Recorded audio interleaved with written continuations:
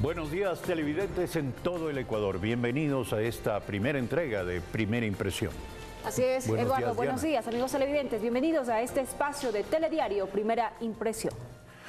Hoy iniciamos una experiencia nueva en la comunicación televisiva, con la responsabilidad y la satisfacción de ofrecerles una visión más completa y consistente de los temas que nos atraen y nos inquietan, para que la experiencia de la información sea más trascendente, memorable y útil dentro del espíritu de los nuevos medios públicos de pluralidad e inclusión. Telediario Primera Impresión contendrá una visión fresca de la actualidad, la primera de la jornada informativa, pero al mismo tiempo la aproximación a ella desde varias perspectivas, lo más completa y diversa posible, porque, como sabemos, la primera impresión es la que cuenta. Y hoy la jornada informativa se inicia con enorme expectativa, por supuesto, acerca de la notificación que la Fiscalía de la Nación extendió al expresidente Rafael Correa, como vemos en imágenes, en la que consigna su aplicación en la investigación que lleva a cabo acerca del caso Petrochina. El fiscal Carlos Vaca Mancheno se pronunció sobre este tema. Nosotros estamos avanzando en los temas de Petrochina y Petrotailandia en una investigación que se está desplegando y que se ha desplegado. Yo ya lo informé a los medios de comunicación a nivel nacional también. De manera que no sé a qué se refiere el Twitter, pero la investigación continúa. ¿Hay cacería de brujas? No hay cacería de nadie, pero estamos en el cumplimiento, en el ejercicio de nuestras potestades constitucionales y legales y lo vamos a seguir haciendo. No sé a qué se referirá ni el Twitter ni el expresidente.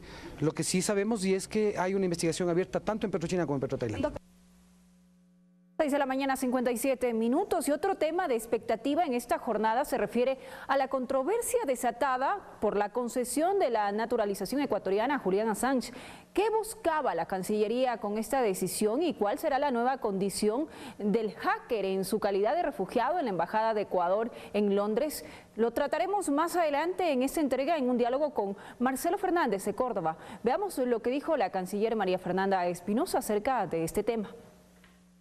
Él solicitó al Ministerio de Relaciones Exteriores y Movilidad Humana su naturalización el 16 de septiembre del año 2017. Esta naturalización fue concedida el 12 de diciembre del año 2017. Dicha decisión se fundamentó en el artículo 41 de la Constitución de la República, en el artículo 78 de la Ley Orgánica de Movilidad Humana, en los artículos 5 y 34 de la Convención de Ginebra de 1951. Un tema a abordar esta misma mañana aquí en Primera Impresión. Y en esta jornada dedicaremos parte de esta primera impresión a un tema clave para la economía del país. Ecuador tiene reservas probadas de petróleo para los próximos 20 años. No podemos sin duda esperar para preguntar si el país puede en un futuro próximo aspirar a vivir de una exitosa y sostenible industria turística. Por ahí comenzará el diálogo que mantendremos esta mañana con el ministro de Turismo, Enrique Ponce de León, en instantes.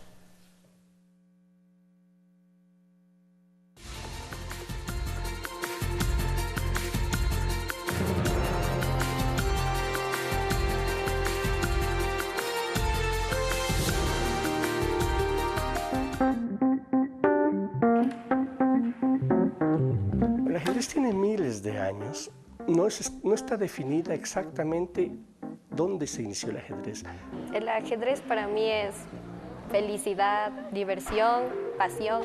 Puede tomarse como arte, provoca emociones muy profundas, igual que cuando uno oye una melodía, una sinfonía, ve una pintura. Ver una partida de ajedrez magistral, pues le provoca a uno unas sensaciones tan placenteras y a cientos de aficionados. Puede ser tomado de muchas formas, como deporte, como hobby, como entretenimiento, como ciencia. Si les permitiera, como en mi caso, representar al país en numerosas competencias. Cuando represento a Ecuador me siento un poco nerviosa, ya que es una gran responsabilidad para mí, y también feliz, ya que me gusta mucho mi país, siento amor al representarlo.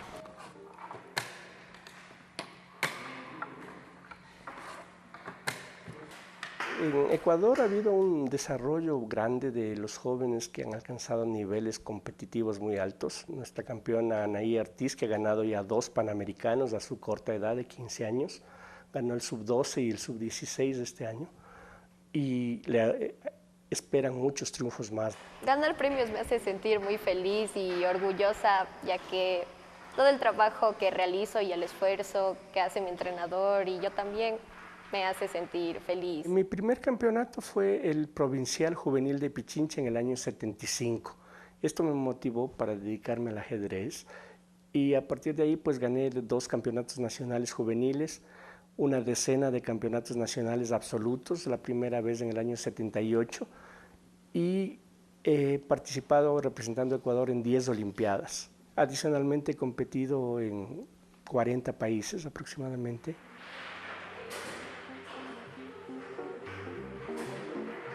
Les invito a los chicos a que practiquen este lindo deporte, ya que ayuda al ser humano a adquirir muchas cualidades o mejorarlas. Toma de decisiones de inteligencia, concentración, memoria, y tendrán la oportunidad de representar a su provincia, a su país en competencias nacionales e internacionales.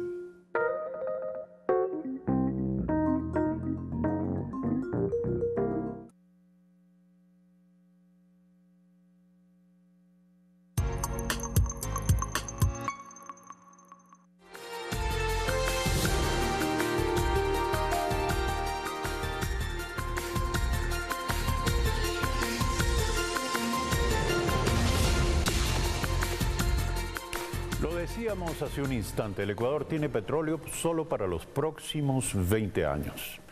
Y es el momento de preguntarse si nuestro país puede, de acuerdo a la creencia generalizada, porque todos los ecuatorianos sabemos de la enorme riqueza de recursos turísticos de nuestro país. La pregunta es, ¿podremos vivir del turismo en un futuro próximo?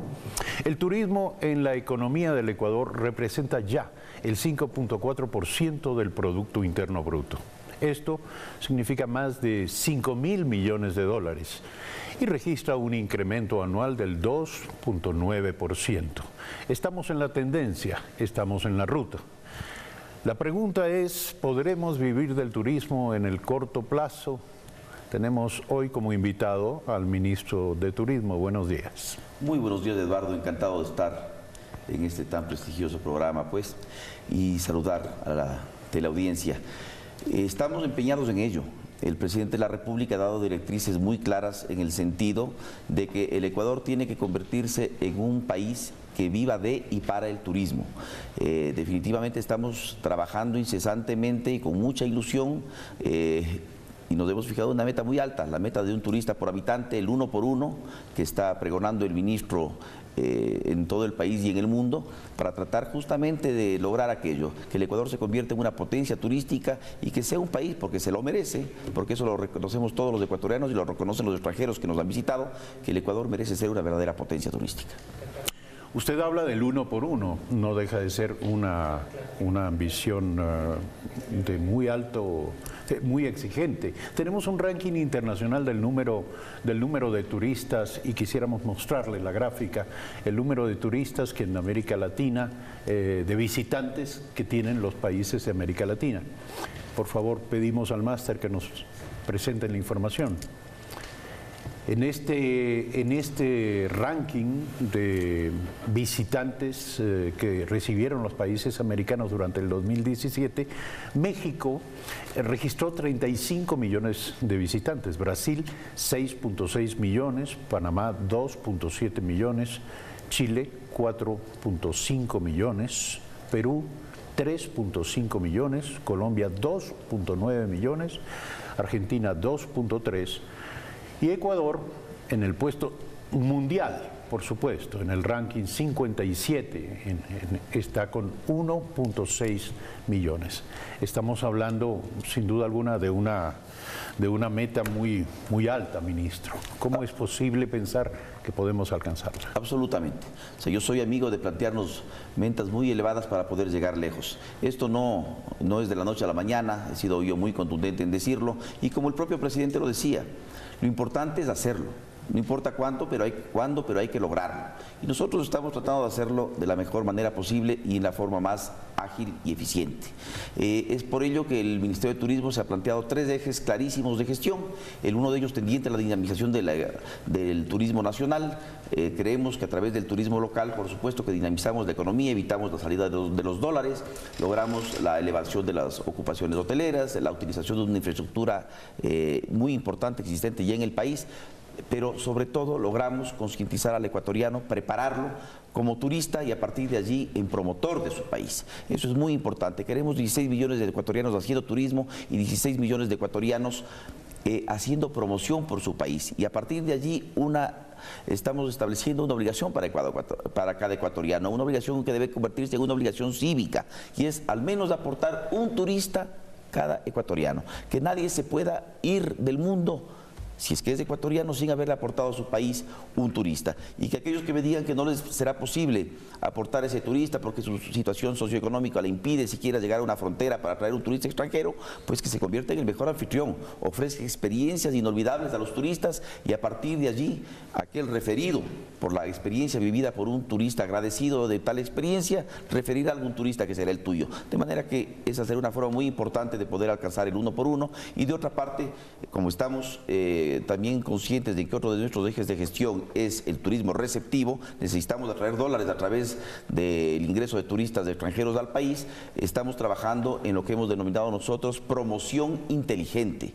Y una promoción inteligente que signifique invertir, ya no en publicidad simplemente, sino en una promoción que sepa a dónde dirigirse y con qué productos para poder llegar a distintos lugares del mundo. Consideramos que todo el mundo es nuestro mercado y es a partir de allí pues que nosotros también estamos utilizando todas las herramientas tecnológicas, todos los canales de venta existentes en el mundo entero para poder llegar con producto en el que estamos trabajando, y esto de la mano de la empresa privada, con producto de calidad, con producto atractivo, con producto accesible, de manera de poder ser, repito, atractivos frente al mercado internacional. Ahora, en efecto, están ocurriendo cosas positivas para el turismo. Quizá estamos frente a indicios que nos dicen que tenemos una gran oportunidad en esta materia.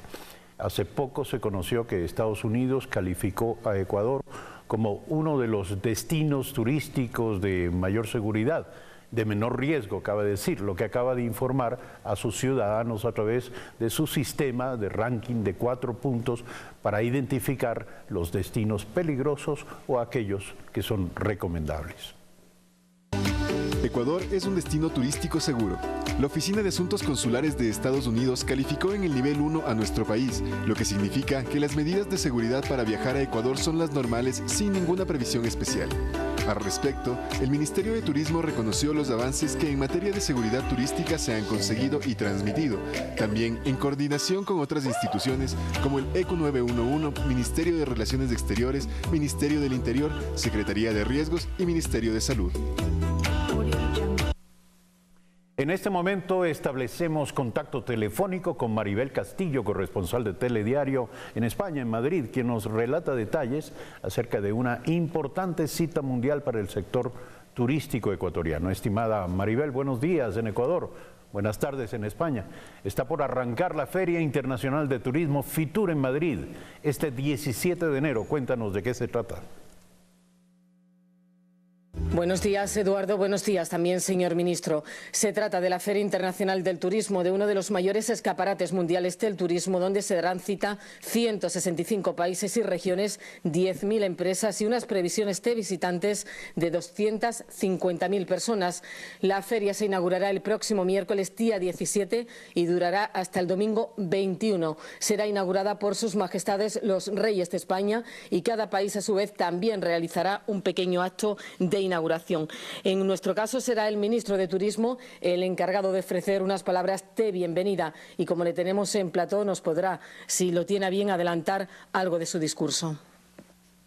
Sí, Maribel Castillo le pregunta, ministro, algunos de los elementos del que será su mensaje en esta reincorporación del Ecuador al mercado de FITUR. Bueno, saludar muy afectuosamente a Maribel, decirle que estamos muy ilusionados de volver después de tantos años de ausencia a la Feria Internacional del Turismo de Madrid, y vamos a por España y vamos a por Europa. por supuesto que sí, nos hemos convertido en conquistadores, la verdad. Vamos a conquistar un mundo porque queremos hacer del Ecuador el lugar en el mundo.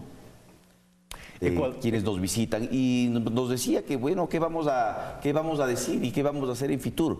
Pues es una gran vitrina, como lo decía Maribel, frente al turismo en el mundo entero.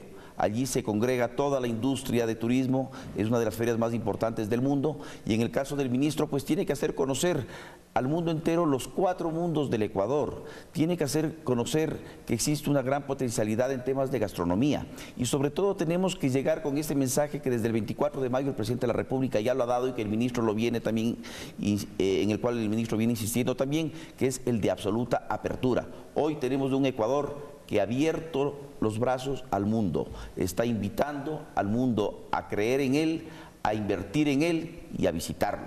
De manera que vamos con un mensaje muy contundente y a ofrecer todas las oportunidades que en materia de turismo nos ofrece nuestro maravilloso país. Ministro, pero ¿qué tan importante es el mercado de Europa ya en términos del cálculo y de la planificación del turismo como negocio en el país? ¿Qué tan importante es el mercado europeo y lo que se puede lograr en Fitur? Muy importante, muy importante, por supuesto que sí. Primero que en Fitur no solamente pues vamos a congregarnos y a concentrarnos en el mercado europeo, pero sí, muy esencialmente, primero tener conciencia de lo que significa España para el mundo del turismo. Mientras nosotros vamos a por el 1 por 1, España ha superado el 2 por 1.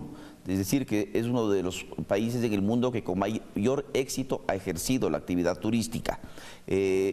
Tenemos mucho que aprender de ellos y tenemos mucho que trabajar en comunidad con ellos. Aprovecho yo para mencionar también una buena noticia en relación con España. Hemos logrado ya un convenio muy importante con una de las empresas turísticas, uno de los grupos turísticos más importantes de España y de Europa, que es el grupo Globalia.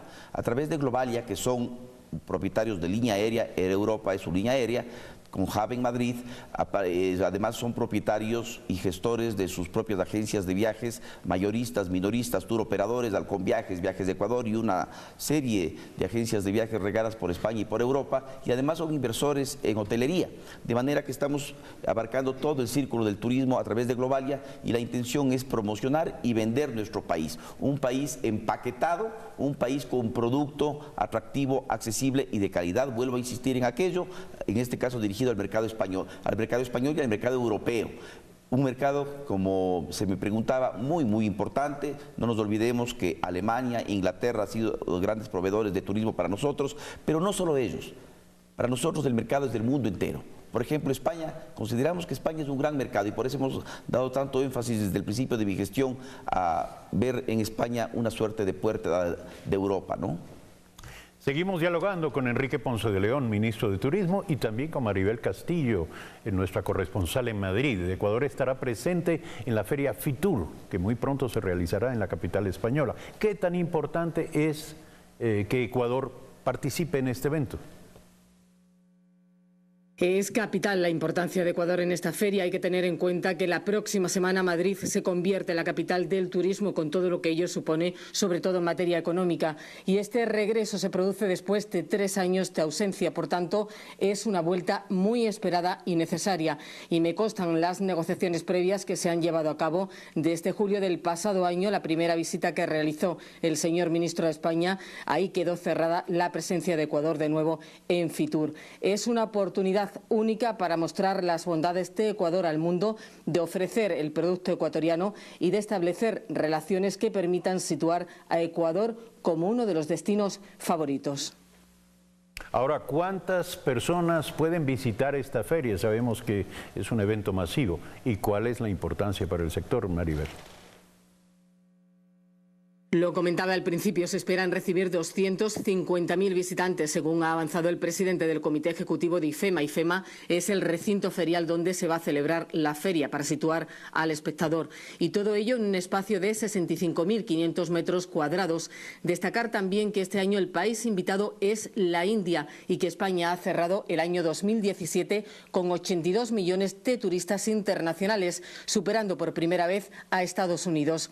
Así que es un buen espejo donde mirarse. Por tanto, nos queda mucho trabajo por delante estos días. Invitarles a que vengan, les espero en Fitur y nosotros estaremos muy pendientes de lo que ocurra para informarles puntualmente. Gracias a Maribel Castillo, nuestra corresponsal en Madrid, España, y no se pierda la cobertura que Telediario dará a esta feria de turismo, lo más importante del mundo que ocurre entre el 17 y 19 de enero en la industria del turismo. Ecuador ingresa además al sistema de agencias de viajes internacionales en línea. Se trata de una estrategia para promocionar y facilitar a los turistas las posibilidades de conocer el país. Veamos una nota al respecto y luego continuaremos dialogando con el ministro de Turismo sobre el impacto de esta iniciativa. Para conocer el mundo en la actualidad, los viajeros realizan sus compras de paquetes de turismo en un 70% a través de Internet. Frente a ello, el Ministerio de Turismo anunció un acuerdo para promocionar al país a través de agencias online. Utilizar las herramientas existentes en el mundo y que ya las han utilizado con enorme éxito otros países. Ecuador estaba perdiendo su fair share o su rodaja del pastel comparado con otros destinos que tenían ya la ventaja de estar haciendo negociaciones o más negociaciones en canales online. En el acuerdo participan TripAdvisor, Expedia y Despegar.com, líderes mundiales y en América Latina en este segmento. Atraer más gente, más visitantes de todo el mundo directamente a Ecuador. Potenciales viajeros están ávidos por conocer más a profundidad de lo que tiene el Ecuador. Se anunció también que Ecuador estará presente luego de 5 años de ausencia en la FITUR, Feria Internacional de Turismo, que se realizará del 17 al 21 de enero en Madrid, España. Hoy vamos a vender el país. Hoy vamos no solamente con promoción. Hoy tendremos un stand en el que estaremos acompañados de la empresa privada. Según datos del Ministerio, en 2017 se logró un crecimiento del 14% en turismo receptivo y con estas iniciativas se espera duplicar esas cifras en 2018. Rommel Garzón, Telediario.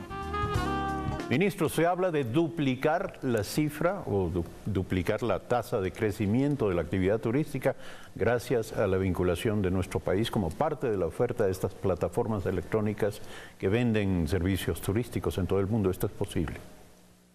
Bueno, tenemos que trabajar por ello. Lo que decía, lo importante es plantearse las metas muy elevadas. Esta es una meta que nos hemos planteado.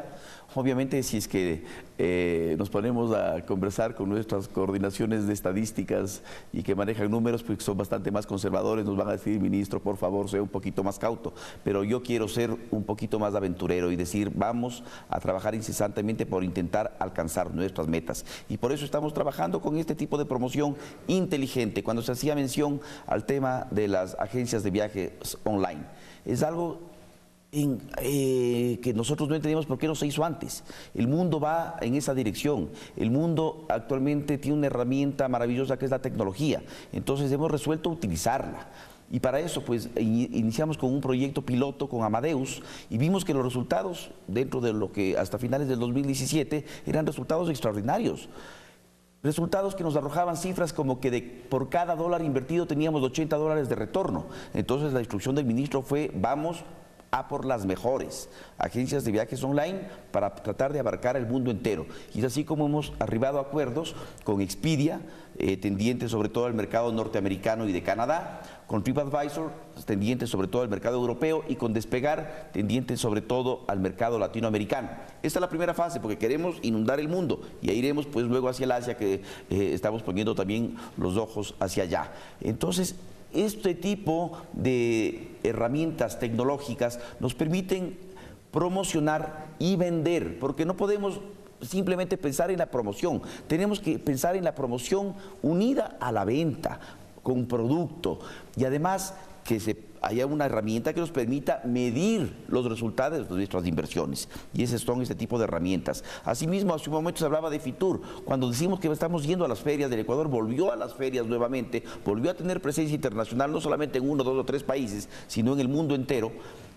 Nosotros vamos también, no solo a promocionar, no solo a que el ministro de Turismo se reúna con los ministros de Turismo del resto del mundo, que es muy importante, no solamente como el caso de lo que va a ocurrir en Madrid, el ministro se reúna con el secretario general de la Organización Mundial de Turismo y afiancemos nuestra relación con la OMT y nos enriquezcamos de sus experiencias y de su colaboración, sino sobre todo de la mano de la empresa privada y de los gobiernos autónomos descentralizados que nos acompañan, ir a vender. no solo a promocionar, a vender, porque lo que necesitamos es que todos nuestros esfuerzos de promoción se vean reflejados en número de turistas ingresando al país. De manera que sí, Eduardo, las metas son altas y estamos trabajando por tratar de alcanzarlas. Ministro, siguen ocurriendo cosas interesantes para el turismo en el país. Tenemos un informe en directo desde el puerto de Guayaquil con César Eduarte. Veamos. Hola Eduardo, ¿qué tal? Muy buenos días y saludos a todos quienes observan Primera Impresión en este segmento de entrevistas. Tenemos excelentes noticias para el turismo ecuatoriano. También este tipo de iniciativas son importantes para dinamizar el aparato turístico nacional. Por ejemplo, estamos hablando de la llegada del crucero Marina, que se convierte en el cuarto crucero que llega en la denominada temporada de cruceros 2017-2018. El crucero obviamente trae muchas oportunidades de turismo, hace que gente de otros países vengan, se interesen por Ecuador, recorran Guayaquil, recorran sectores aledaños, inviertan en el turismo local y por supuesto eso genera una dinamización interesante en la economía de nuestro país.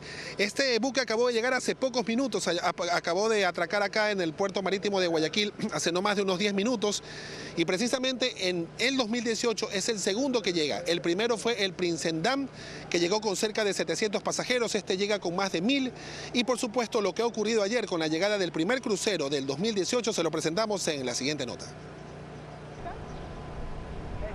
Walt y Marilyn, oriundos de Texas, Estados Unidos, son dos de los más de 700 pasajeros del primer crucero que arribó al puerto marítimo de Guayaquil. Ellos eligieron esta ruta de viaje porque querían disfrutar de las zonas turísticas de la Perla del Pacífico. I bought it in Guayaquil so I could practice my Spanish. Yo lo compré en Guayaquil para practicar mi español y hablar mejor. Princendam inició la temporada de cruceros 2018 que culminará en abril. Se estima que a nivel nacional, a través de las terminales portuarias de Manta, Isla de la Plata, Puerto Bolívar y Guayaquil, llegarán unos 34.000 viajeros, procedentes también de Canadá y Europa, quienes tienen además rutas internas de paseos. Sino también hacer un tour del banano en la provincia de Los Ríos, que lo compraron, y también hacer el tour del cacao en la Hacienda del Castillo por Cerecita, además de 6 destinos turísticos en Guayaquil que comprende pues obviamente Parque Histórico, el Centenario, Malecón 2000, Parque del Seminario. Son en su mayoría personas de la tercera edad, contagiados con la alegría guayaquileña, ciudad de donde llevan fotografías y recuerdos con la ilusión quizá de volver y quedarse. Para el 12 y 19 de enero se espera el arribo de otros 1.800 turistas solo a Guayaquil a bordo de estas embarcaciones. Mirta Carrillo, Telediario. 7 de la mañana con 22 minutos, está a mi lado el abogado Ricardo Armijos, él es el coordinador zonal 5 y 8 del Ministerio de Turismo. Abogado, muy buenos días. Este tipo de iniciativas, estos cruceros que llegan de nivel mundial, este es americano, llega con más de 1000 pasajeros, al final de cuentas se convierten en un importante imán para atraer más turistas al Ecuador. Así es, César. Buenos días. Muchas gracias por la entrevista. Pues con mucho beneplácito estamos recibiendo hoy día nuestro cuarto crucero de la temporada 2017-2018, el segundo en el año 2018 y esperamos recibir 7 más hasta el mes de abril. Ahora, ¿de qué manera se dinamiza el turismo interno? Hablando de que, por ejemplo, son turistas que vienen, que les promocionan el paquete de visita en Ecuador y ellos obviamente, me comentaba usted ayer que en el Princendam, que llegó con 700 pasajeros, hubo recorridos interesantes dentro de Guayaquil, incluso fuera de Guayaquil.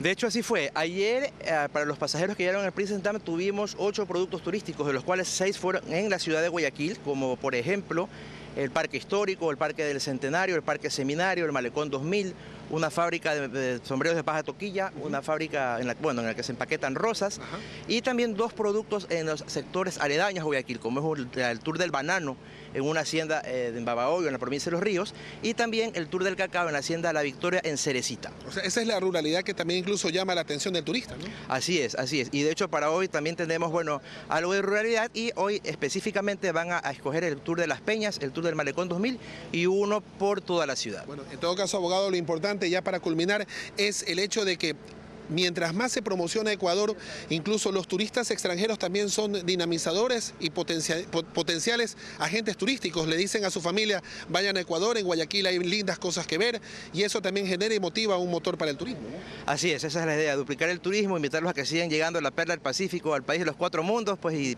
muy pronto convertir en realidad nuestro sueño de que el 1 por 1, de que por cada ecuatoriano haya un turista extranjero visitándonos. Abogado, seguiremos conversando más adelante. Muchas gracias por lo pronto por habernos acompañado.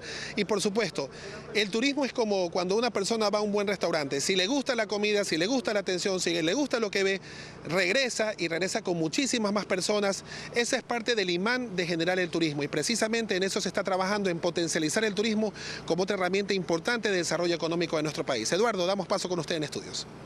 Gracias, César Eduarte, desde el puerto de Guayaquil, con esta interesante noticia a propósito de la conversación, el diálogo con nuestro invitado en esta mañana, el señor ministro de Turismo. Ministro, vemos que hay buenas noticias en distintas direcciones en torno al turismo.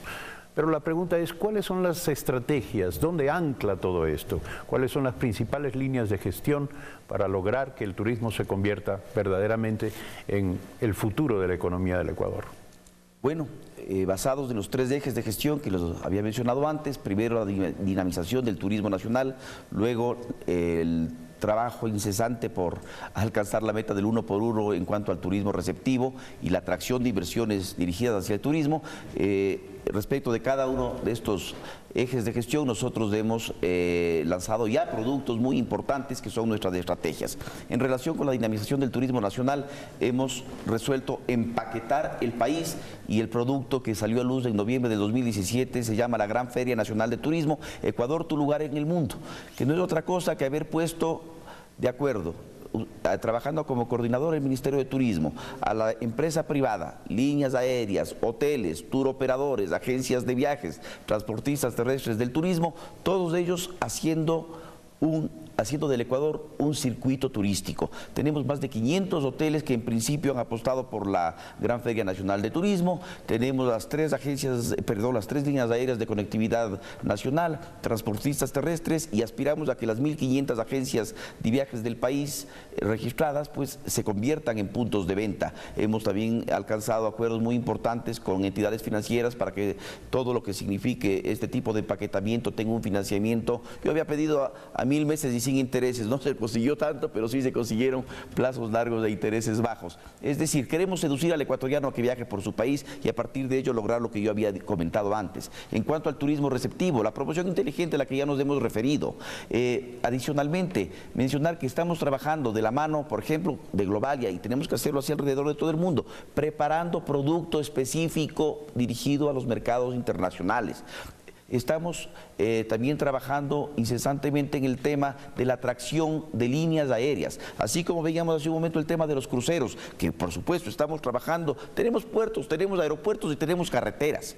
Tenemos que hacer que los turistas lleguen por todas las vías aéreas, y para ello somos un país de cielos abiertos. El presidente de la República, acogiendo nuestro pedido, tuvo el acierto de declarar al Ecuador un país de cielos abiertos, y esto se convierte en una gran oportunidad, en un mensaje a nivel internacional maravilloso, de decir, oye, el Ecuador es un país que abre los brazos, que invita, que ofrece facilidades y además una instrucción a todo su gobierno en el sentido de, primero, a celebrar convenios bilaterales, a celebrar convenios multilaterales para volver realidad el tema de los cielos abiertos, y por otra parte a las autoridades decir, basta de trámites burocráticos engorrosos, vamos a facilitar el aterrizaje de todas las aeronaves de todo tipo y de toda bandera en nuestro país. Estamos empeñados en ello, trabajando siempre de la mano de la empresa privada, porque es imposible lograr que esto se haga una verdadera realidad si no trabajamos, por ejemplo, con los concesionarios de los aeropuertos, si no trabajamos con las líneas aéreas, si no trabajamos con la industria del turismo. Esta es una gran noticia también, trabajo articulado, gobierno central, gobiernos autónomos descentralizados, academia, que es importante mencionar que la academia también está haciendo un gran soporte para nosotros, porque otra de nuestras herramientas es la capacitación, calificación y certificación, porque así como hablamos y mencionamos el tema de la conectividad como una herramienta muy importante para lograr nuestros objetivos, también tenemos que decir que la calidad, así como la seguridad, son indispensables si queremos convertirnos en una potencia turística. Ministro, gracias por profundizar en este tema. Estamos seguros de que es un tema clave y es un tema que inquieta y concita la atención de la mayoría de los ecuatorianos. Ahora que la activación económica es una de las preocupaciones de la sociedad ecuatoriana. Queremos saber cuál será la meta, cuál será el horizonte económico del país, más allá de ese recurso que nos ha venido de alguna manera sosteniendo, más allá del petróleo y que tiene fecha de caducidad. Gracias, ministro, por aceptar la invitación aquí a Primera Impresión. Muchísimas gracias por permitirnos compartir con el país las buenas noticias. Crecimiento del 14% en turismo receptivo, dinamización de la economía nacional a través del turismo local de un 60% en los feriados y de un 35% a nivel de todo el año. Estamos trabajando en contra de la estacionalidad en el turismo y estamos trabajando con todo el país convertido en una gran selección nacional de turismo por el 1 por 1. Vamos a lograr. Gracias, ministro. Hacemos un corte y regresamos en un instante con más en Primera Impresión.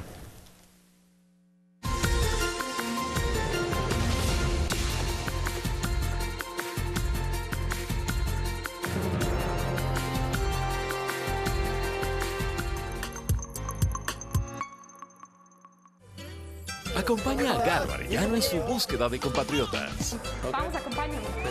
En Chile, India, ¿Cómo estás? Miami, muy inteligente, México, Cuba Hermosa bodeguita y de más. Ecuatorianos en el mundo. Lunes, martes, jueves y viernes a las 20:15 por Ecuador TV. Zarpamos llenos de ilusiones. Y cuando llegamos a los puertos más importantes del mundo, todos saben que somos de Ecuador. Somos reconocidos por nuestro trabajo y en el 2015 ingresamos al mercado del transporte de gasolina y diésel, captando en el 2016 el 60% del mismo. Vamos cargados de reconocimiento y eso genera orgullo. Flopec transporta con soberanía nuestro petróleo al mundo. Gobierno de la República del Ecuador. El gobierno de todos. Autorización número 0724, CNE 2018. El telégrafo se renueva con un nuevo diseño y muchas novedades para mantenerte informado. Un resumen de noticias claro y concreto, con la información más completa del día. La sección deportiva Fanático se amplía para traer los acontecimientos más importantes del mundo del deporte. Los protagonistas de la noticia tienen un espacio en el personaje de la semana. El Telégrafo, el diario de la gente. Somos cultura callejera, tenemos el poder en los colores, en los aerosoles, los vinilos, los rodillos.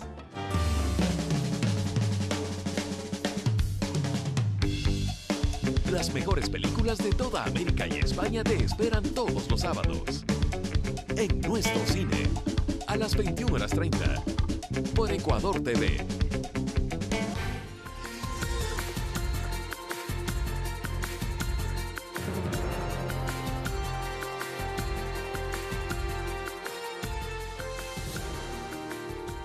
Continuamos en Primera Impresión esta mañana. Julian Assange, fundador de Wikileaks, ya es ecuatoriano.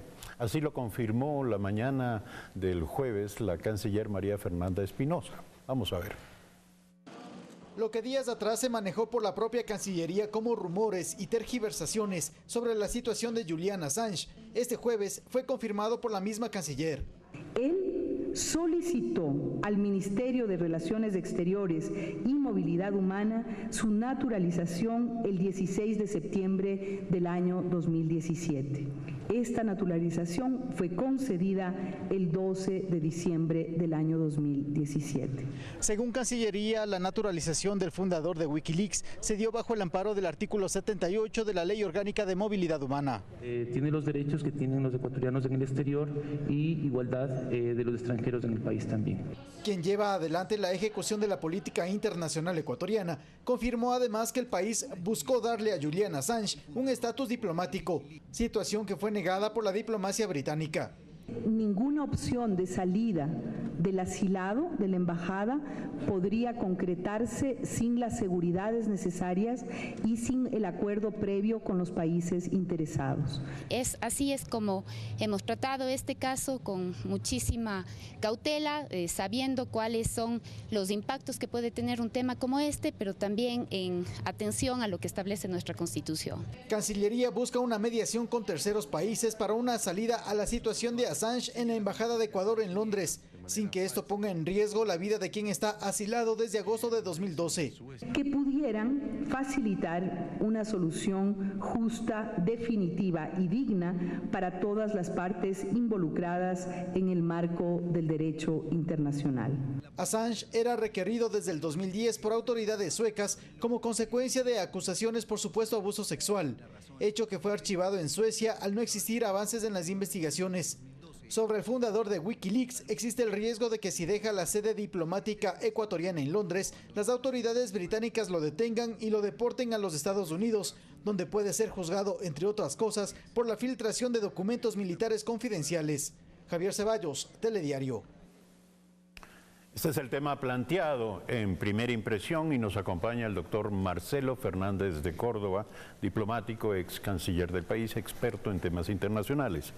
Doctor, buen día. ¿Cuáles serán las consecuencias de la toma de decisión de parte del gobierno ecuatoriano de naturalizar a Julian Assange? Es decir, ¿esto planteará un cambio en su condición de refugiado en la Embajada del Ecuador en Londres? Bueno, su pregunta es muy pertinente dentro de esta situación. Yo primeramente quiero recordar un poquito la historia de este tema. El señor Assange, todos sabemos que es un hacker muy famoso, que filtró informaciones de todos los países, particularmente de los Estados Unidos, y a raíz de esto pues se creó una situación internacional de peligro para él. Eso es cierto hasta cierto punto. Pero, ¿por qué se asiló en la embajada nuestra? Él estuvo requerido por las autoridades suecas por 2 delitos sexuales y en base a las convenciones internacionales europeas pidió la extradición del señor Assange, que se encontraba en ese momento en Inglaterra.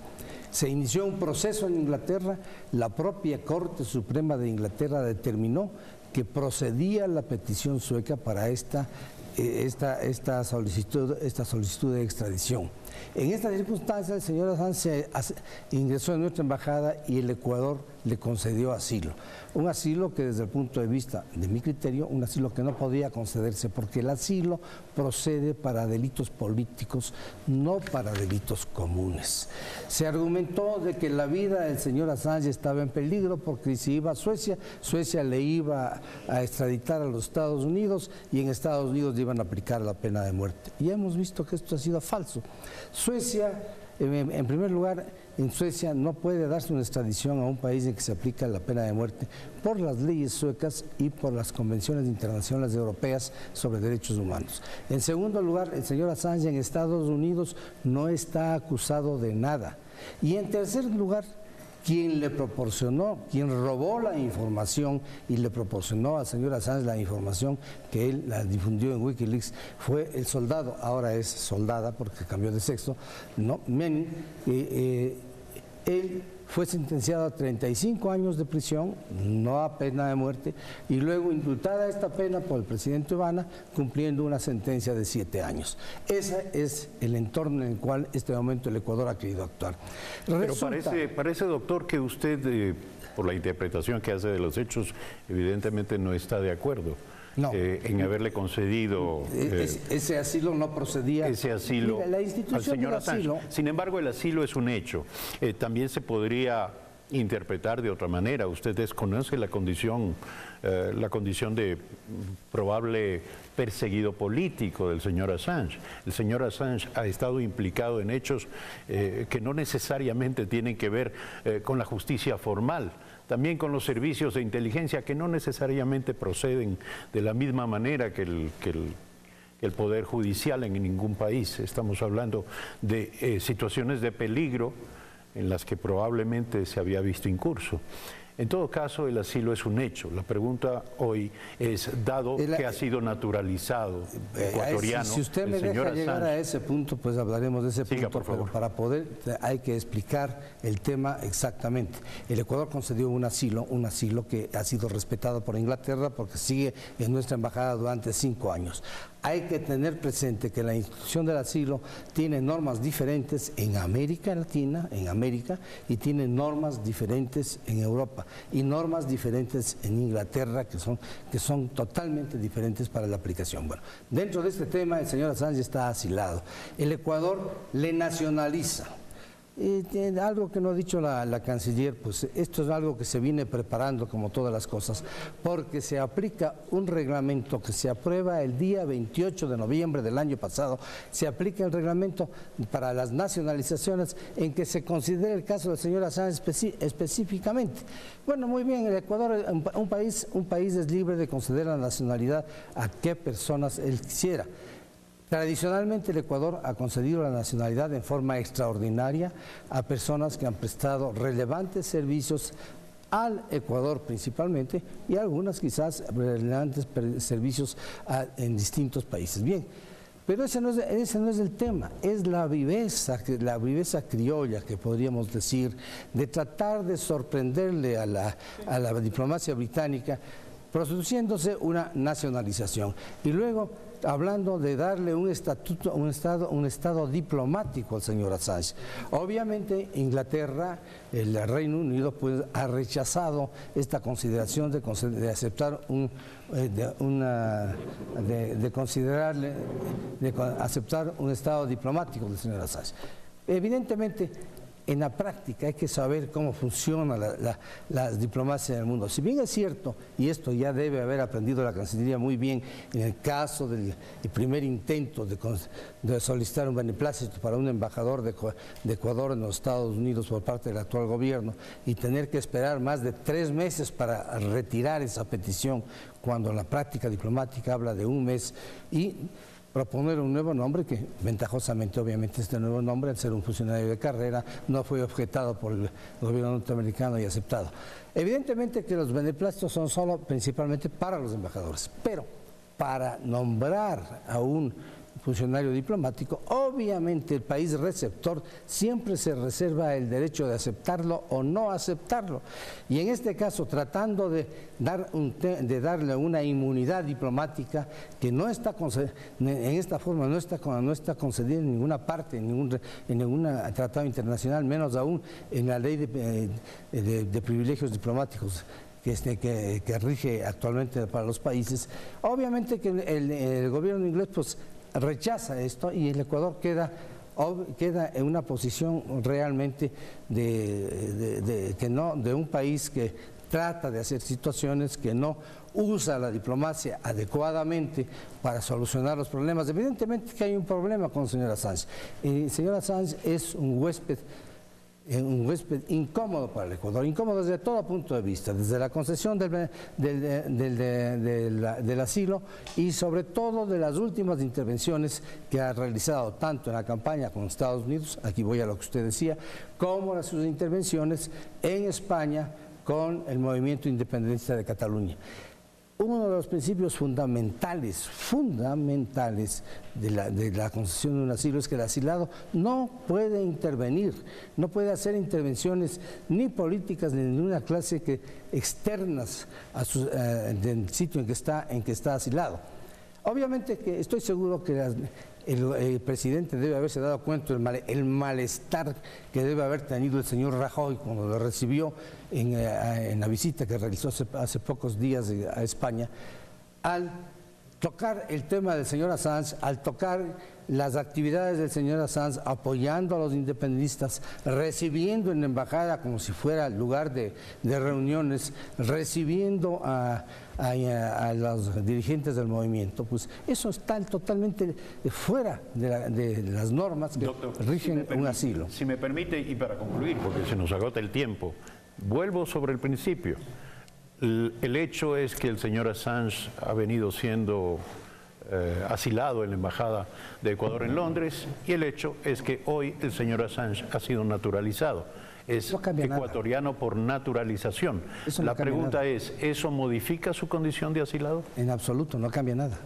En absoluto no cambia nada, porque él está asilado no por actividades en el Ecuador, está asilado por el peligro que implica para él el ir a Suecia a declarar.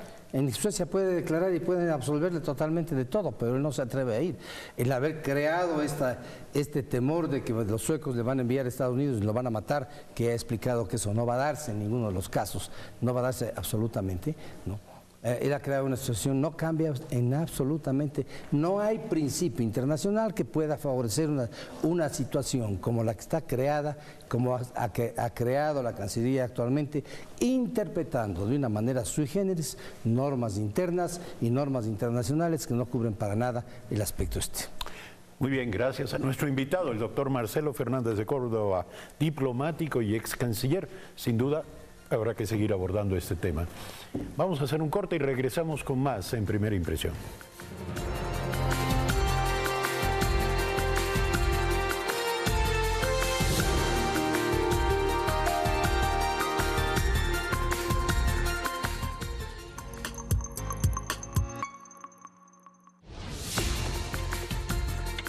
Las ideas de tu tiempo.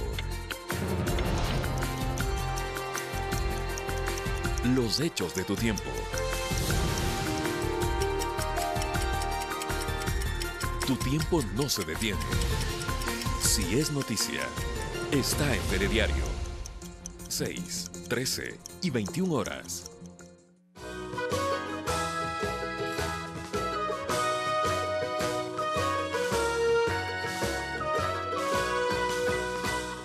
Estamos en el lago San Pablo, a 5 minutos de la ciudad de Otavalo y al norte del Ecuador. Se halla en las faldas del volcán Imbabura y es el más grande de los 28 lagos que embellecen esta provincia, que también se llama Imbabura. Tiene una extensión de 583 hectáreas y alcanza los 83 metros de profundidad. Aquí nomás, en sus aguas, habita la hermosa trucha arcoíris y los peces carpa. Sus riberas están sembradas de totora nativa, usada por los artesanos para fabricar esteras. Arriba de este espejo de agua habitan aves como los somormujos, la garza blanca, las gallaretas andinas, los mágicos colibríes y hasta las golondrinas de mar. Sus aguas, agitadas por el viento, son magníficas para practicar deportes como el velerismo y la natación. La gente suele desplazarse en motos de agua, esquís y kayaks. En las orillas pueden encontrarse restaurantes y hoteles con excelentes servicios para apreciar y disfrutar de la armonía entre la tierra, el agua y el cielo. Y la pregunta es, ¿por qué en el lago San Pablo hay una rica variedad de aves? A, porque este es el único lago donde ellas han logrado sobrevivir durante décadas. B, porque aquí han encontrado un lugar propicio para su hábitat, sintiéndose en el cielo a través de sus reflejos en el agua. C, porque si abandonan el lago, son cazadas y servidas a la mesa de los turistas. No es el único lugar donde estas especies de aves han logrado sobrevivir, ya que en la provincia de Imbabura hay 27 lagos más de iguales características. Tampoco es porque fuera del lago serían cazadas, ya que la gente de la zona respeta a las aves y han convivido con ellas siempre. En el lago San Pablo hay una rica variedad de aves porque existe un hábitat propicio, obteniendo alimentación y sintiéndose en el cielo a través de sus reflejos en el agua. Si no, hablen con ellas.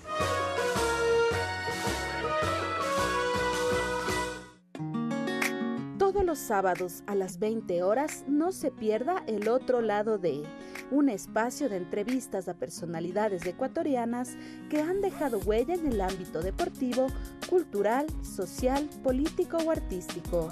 Marco Antonio Bravo descubre el otro lado de estos ecuatorianos que han sobresalido en diferentes ámbitos y por qué han llegado tan lejos. No se pierda El Otro Lado de, todos los sábados, 20 horas por Ecuador TV.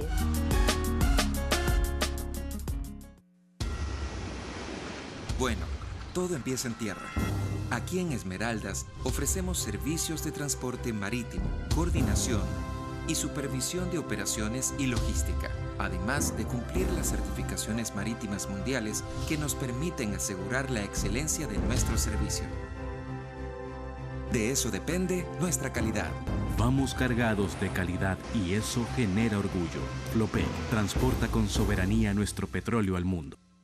Gobierno de la República del Ecuador. El gobierno de todos. Autorización número 0726, CNE 2018. Las ideas de tu tiempo. Los hechos de tu tiempo.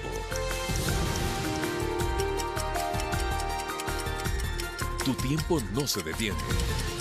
Si es noticia, está en Telediario. 6, 13 y 21 horas. Grandes Maestros presenta a Epicuro de Samos. ¿Quieres ser rico?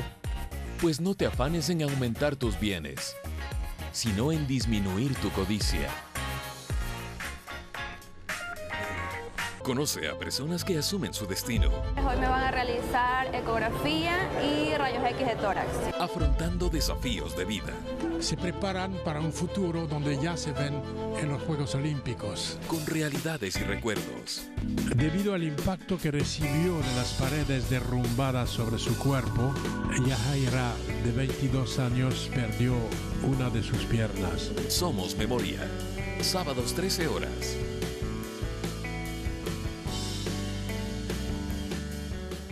Este sábado, un exfutbolista apasionado nos cuenta de su vida. He tratado de colaborar con lo que es el fútbol, ¿no?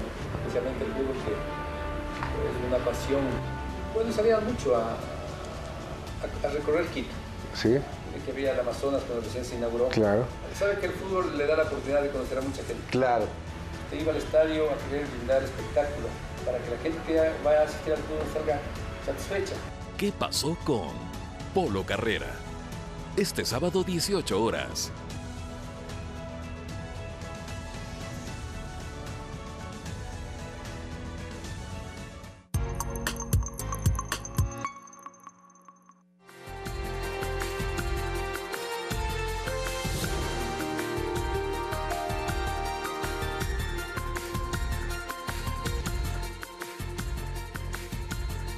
Decíamos al iniciar este espacio que esta es una experiencia nueva en la comunicación televisiva y que tenemos la responsabilidad y la satisfacción de ofrecerles o de buscar ofrecerles una visión completa y consistente de los temas que son materia del interés público, los que nos atraen y los que nos inquietan.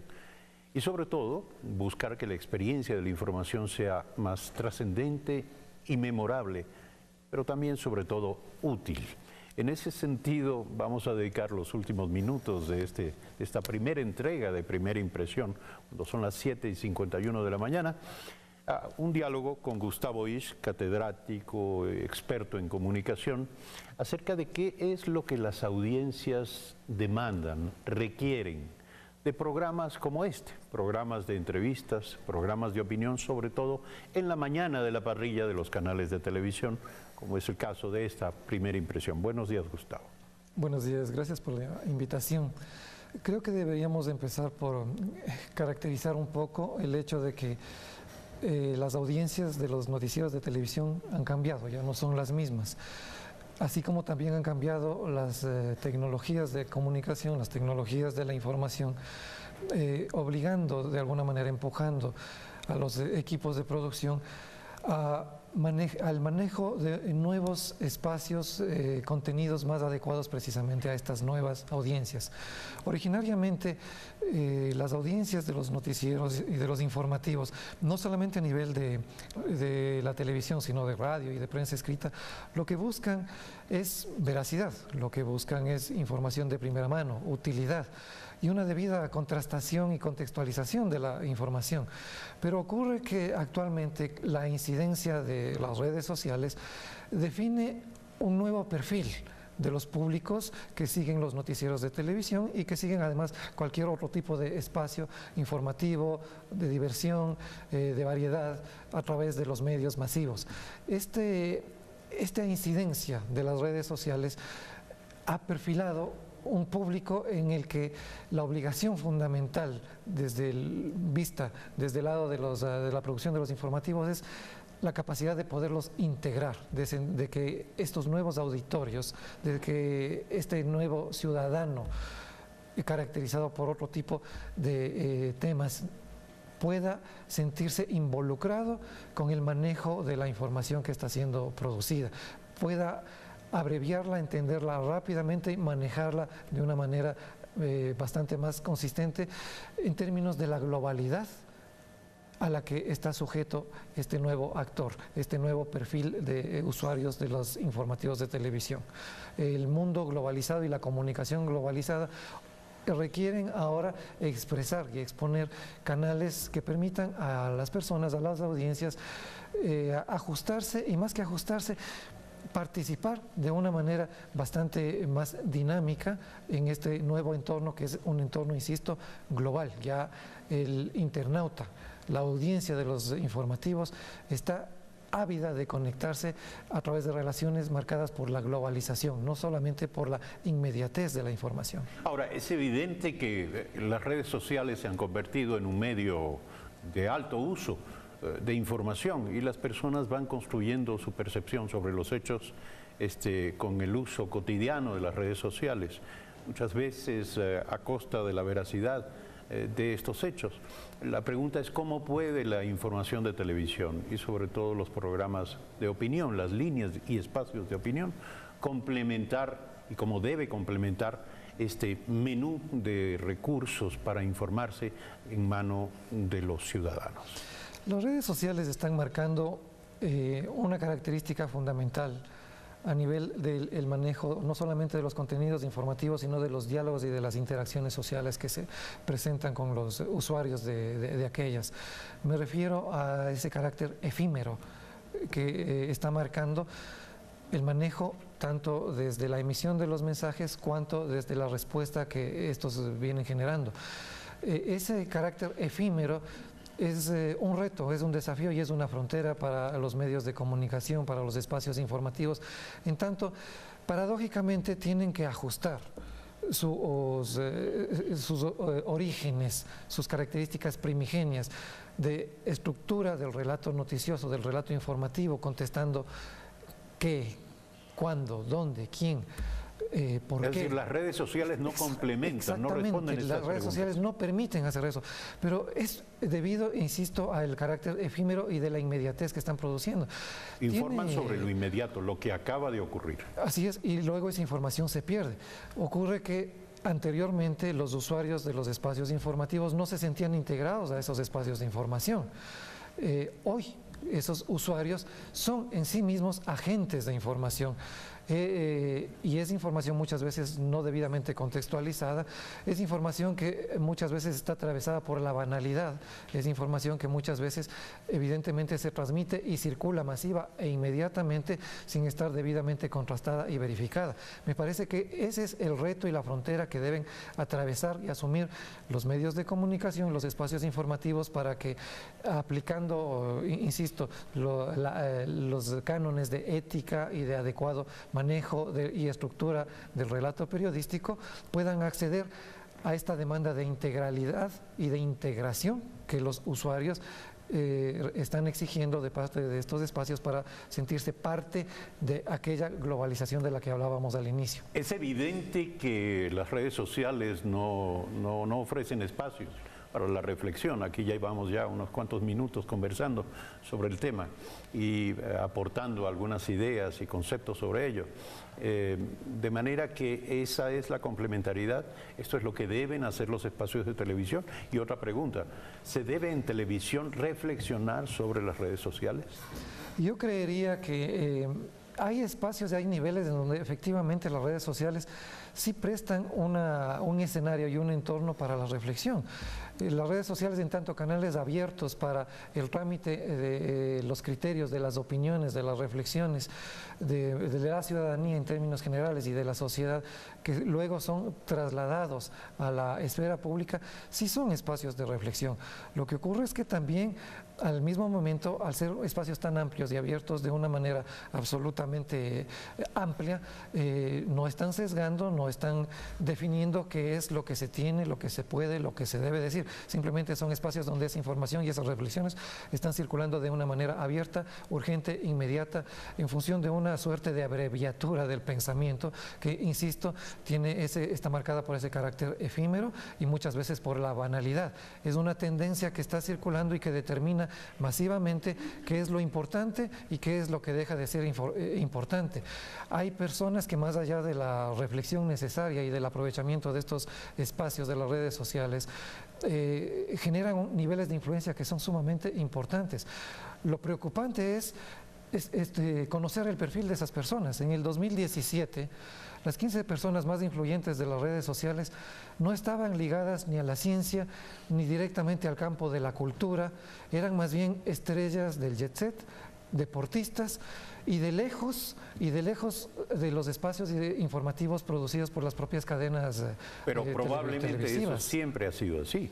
Probablemente, pero definitivamente la expresión de eso y la manifestación de eso tienen connotaciones mucho más delicadas, en tanto el desafío para los espacios informativos es incorporar a las redes sociales, incorporar a los públicos que son usuarios de las redes sociales a sus propios espacios, en sus propios entornos, en sus propias estructuras narrativas. Es importantísimo que los medios de comunicación empiecen no solamente a dialogar y a reflexionar sobre lo que está ocurriendo con las redes sociales, sino abrir una suerte de alfabetización digital, enfocada, creería yo, en una estrategia que permita fortalecer de la democracia, fortalecer la participación, exigir de quienes son usuarios de las redes sociales niveles mucho más concretos, consistentes, adecuados a las demandas precisamente que muchas veces inconscientemente están siendo expuestas en las redes sociales, que son demandas de inclusión, que son demandas de participación, que son demandas de una convivencia racional y de un acceso a las decisiones de las políticas, de lo público y el traslado de estas a través de los medios informativos de una manera, insisto, más democrática. ¿Y la verdad dónde queda? La pregunta es ¿qué filtra la divulgación de hechos falsos, de afirmaciones erróneas o directamente malintencionadas a través de las redes sociales? Eso muy difícilmente se puede establecer de una manera automática. Debe haber un proceso, por eso yo hablaba de una suerte de alfabetización digital que va más allá del aprovechamiento del formato. Tiene que ver... Está más en manos del consumidor que del emisor. Es una responsabilidad compartida. No puede haber una responsabilidad solamente del emisor, que es fundamental, que es por donde empiezan las exigencias de la ética, de la debida contrastación, de la debida apertura para poder manejar diversos criterios, diversas opiniones, para poder manejar niveles de inclusión adecuados y luego también de los niveles de percepción que deben ser manejados con absoluta responsabilidad por parte de los usuarios. Eso antes tenía quizás una manifestación y una exposición de alguna manera más sencilla. Los consejos editoriales de los medios de comunicación establecían una agenda mediática, pero precisamente eso generó que se aparten de la capacidad de conectar con los individuos. Muchas veces las malas noticias eran no solamente las que encabezaban, sino las que dominaban los espacios informativos. Llega un momento en que la incidencia de las redes sociales plantea la necesidad de exposición no solamente de los temas negativos, sino también de aquellos procesos que se estaban viviendo a nivel de la sociedad y que tienen connotaciones absolutamente positivas que inciden en los niveles de educación, en los niveles de participación y de cualificación positiva de los mensajes que están siendo trasladados y que están siendo compartidos. Creo que el tema de la verdad es un tema bastante difícil de manejar. Las verdades dependen muchas veces de la perspectiva de aquellos que están involucrados en distintas temáticas, pero informativamente hay cánones que marcan la diferencia entre lo que es la opacidad, entre lo que es la información sesgada y lo que es una información que debería ser básicamente capaz de trasladar un hecho tal como está ocurriendo, con las diversas visiones y perspectivas y la contextualización que pueden marcar la diferencia entre una información veraz y una información que no lo llega a ser desde la perspectiva de las audiencias que la reciben. Gracias a Gustavo Isch, docente, experto en comunicación, por por atender nuestra invitación aquí a Primera Impresión. Queremos agradecerles a ustedes por la sintonía a este espacio y queremos comprometerles para acompañarnos, para permitirnos acompañarles a partir del próximo lunes desde las 6:55 de la mañana. Tengan una buena jornada.